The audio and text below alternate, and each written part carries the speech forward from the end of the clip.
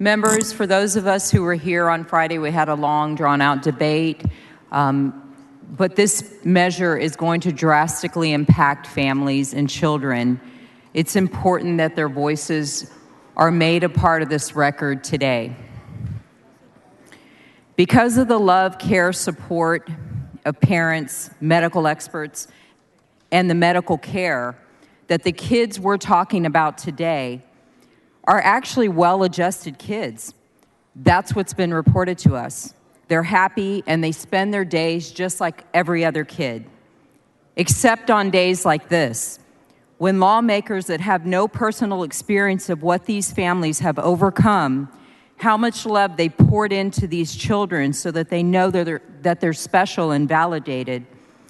It's days like this, it's people that exclude them, that target them, and take away critical medical care that can spiral families into anxiety and desperation. It's days like this that will force fifth-generation Texans and others to leave a great state that they call home. As somebody who spent a lot of years passing and advocating international human rights laws, this feels like a domestic human rights fight here today. This feels like a piece-by-piece eradication of a group of people, just because they don't look like you and they don't think like you. When we look back on history, there's a lot of shameful periods of similar eradication of people because they didn't look like us or think like us. We look back on that now with shame and embarrassment, or sometimes we don't like to look back at that at all. In fact, we like to eradicate that too.